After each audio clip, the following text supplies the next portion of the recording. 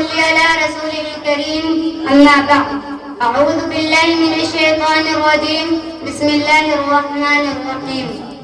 يا أيها الناس كلوا مما في الأرض حلالا طيبا ولا تتبعوا خطوات الشيطان إنه لكم عدو مبين.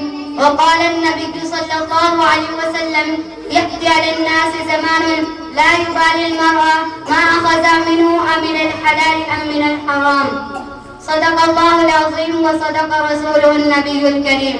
سامعین کرام، اسلام میں سود اور ربا کی حرمت کوئی مخفی چیز نہیں ہے، ہر کس و ناکس اس سے واقف ہے، بلکہ جو کسی مسلمان گھرانے میں پیدا ہوا ہو وہ اتنا ضرور جانتا ہوگا کہ اسلام نے سود اور رشوت کو حرام قرار دیا ہے اور بیع یعنی تجارت کو حلال قرار دیا ہے. اللہ البیع وحرم الربا. بخاری شریف کی روایت ہے کہ اللہ کے رسول صلی اللہ علیہ وسلم نے ارشاد فرمایا: یأتی علی الناس زمان لا یبالی المرء ما اخذ منه من الحلال ام من الحرام. کہ میری امت کے لوگوں پر ایسا زمانہ بھی آئے گا کہ لوگ اس بات کی پرواہ نہیں کریں گے کہ مال کو حلال طریقے سے کسب یعنی حاصل کیا یا حرام طریقے سے کیا. وقال النبی صلی اللہ علیہ وسلم: امر بی سبعون جزءا ایسرها ان ينكح الرجل امه. ربا کے 70 درجے ہیں، ان میں سب سے ہلکا درجہ یہ ہے کہ انسان اپنی ماں کے ساتھ زنا کرے. نعوذ باللہ. وعن ابن عباس رضی اللہ عنہما قال: قال رسول الله صلى الله عليه وسلم: إذا ظهر الزنا والربا في قرية أحلوا بأنفسهم عذاب الله. جب کسی بستی میں سود خوری، بدکاری اور زناکاری عام ہو جائے، ایسے بستی کے لوگ اپنے اوپر اللہ کے عذاب کو حلال کر لیتے ہیں. میرے محترم بزرگوں اور دوستوں، یوں تو ہندوستان میں مختلف قسم کے حرام خور پائے جاتے ہیں اور مختلف طریقوں سے حرام خوری ہو رہی ہے.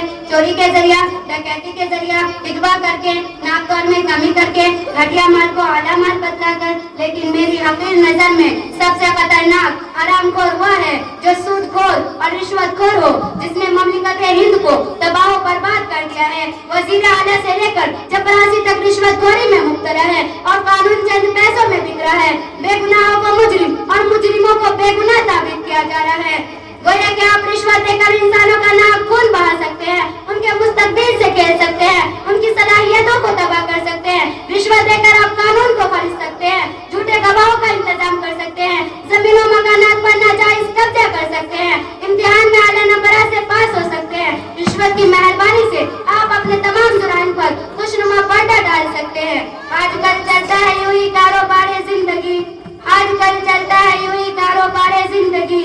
جرم کر کے پھنس گئے تو گھوس دے کر چھوٹ جائے. یعنی دنیا کا ہر کام رشوت کے بلبوتے پر انجام دیا جا سکتا ہے، لیکن اگر آپ رشوت دینے کی سکت اور حوصلہ نہیں رکھتے، آپ قانون کی پاسداری کرتے ہیں، آپ کو خوف خدا غالب ہے، آپ غربت و افلاس کے شکار ہیں، تو بس لیجیے قانون کی پاسداری کرتے ہوئے بھی آپ کو اپنی قیمتی زندگی جیل کی نذر کرنے پڑیں گے. چند ہی دنوں پہلے اخبار میں ایک خبر شائع ہوئی تھی کہ ایک بے گناہ شخص کو آوارہ گردی کے الزام میں جیل خانے میں ڈال دیا گیا تھا. آج اس کی ضمانت ہوئی. جب اس کو داخل کیا گیا تھا تو وہ نوجوان تھا اور جب اس کو نکالا گیا تو اس کی کمر بھی کم ہو چکی تھی، اس کے بال بھی سفید ہو چکے تھے. وہ اپنے ماضی پر شرمندہ اور مستقبل سے مایوس ہو چکا تھا کیونکہ اس کے پاس رشوت دینے کی سکت نہیں تھی، اس لیے اس کو اپنے قیمتی 50 سال جیل کی نذر کرنے پڑے. اور رشوت کھانے والوں، لعنت ہو تمہاری زندگی پر، تمہارے طرز عمل پر کہ تم نے نہ جانے کتنے نوجوانوں کی جوانیوں کو تباہ کر دیا، نہ جانے کتنے گھروں کو اجاڑ دیا، نہ جانے کتنی ماؤں سے ان کے پیٹوں کو جدا کر دیا، نہ جانے کتنی بیویوں سے ان کے شوہر کو چھین لیا، نہ جانے کتنی بہنوں سے ان کے بھائیوں کو جدا کر دیا. تم نے محض اپنے حوثکاری کی خاطر کتنے بے گناہوں کو مجرم اور کتنے مجرموں کو بے گناہ ثابت کر دیا.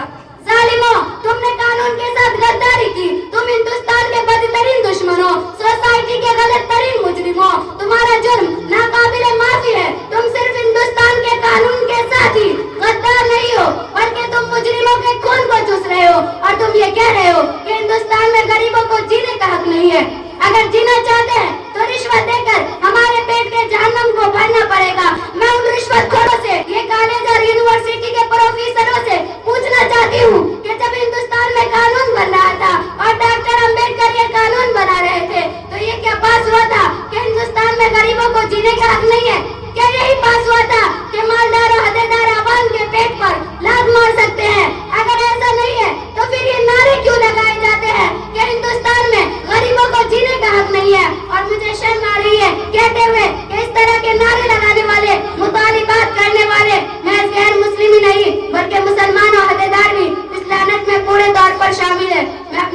کوئی نہیں چند باتوں پر ایک شعر کے ساتھ ختم کرنا چاہتی ہوں.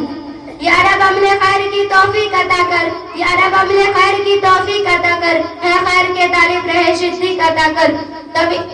طویل عمر درکار اس کے پڑھنے کو, طویل عمر درکار اس کے پڑھنے کو, ہماری داستان ایک مختصر میں نہیں. وما علینا الا البلاغ. السلام علیکم ورحمۃ اللہ.